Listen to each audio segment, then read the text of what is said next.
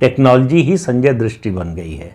वो आपको दुनिया में कहाँ क्या हो रहा है सब दिखाती है और रियल टाइम में दिखाती है। ऐसा भी नहीं है कि बाद में उसको एडिट करके बदल के काट छांट के दिखाया जा रहा हो। जो जैसा जिस समय घट रहा है उस रूप में दिखाई देता है। तो क्या हुआ था 23 जनवरी को? 23 जनवरी को संगम में उत्तर प्रदेश के मुख्यमंत्री योगी आदित्यनाथ अपनी पूरी मंत्रिपरिषद के साथ गए। मंत्रिपरिषद की वहां बैठक भी हुई, उसमें बड़े फैसले भी हुए और उसके बाद मंत्रिपरिषद के सारे सदस्यों ने एक साथ संगम में डुबकी लगाई। यह अद्भुत दृश्य था, इससे पहले कभी हुआ नहीं। इसलिए आप इसके होने का महत्व समझिए।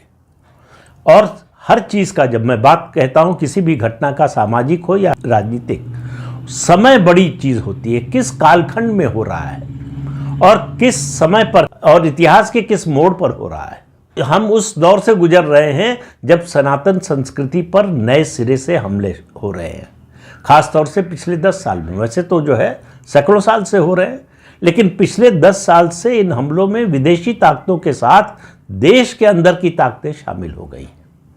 तो सनातन संस्कृति को तोड़ने का तरीका क्या है, उसको खत्म करने का तरीका क्या है? उसकी पहचान को खत्म करना, कि आप ये भूल जाएं कि आप सनातन हैं, आप हिंदू हैं। आप ये याद रखें कि आप अगड़े हैं कि पिछड़े हैं, ब्राह्मण हैं कि ठाकुर हैं, आप यादव हैं कि कुर्मी हैं, आप दलित हैं कि आदिवासी हैं। ये याद रखें, ये बिल्कुल भूल जाएं कि आप हिंदू हैं।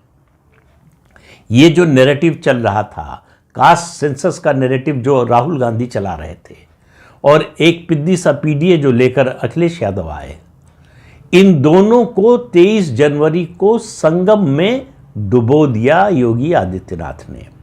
हालांकि पवित्र जगह पर डुबोया है तो शायद उससे उनको कुछ सद्बुद्धि आए, तो उसके बाद शायद उनका दिमाग खुले, उनको समझ में आए कि दरअसल वो कर क्या रहे थे।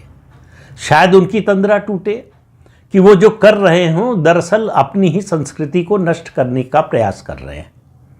अपने देश की उस सनातन संस्कृति को जो दसियों हजार साल से जीवित है। बड़े बड़े आक्रांता आए, सबने खत्म करने की कोशिश की और खत्म नहीं हुई।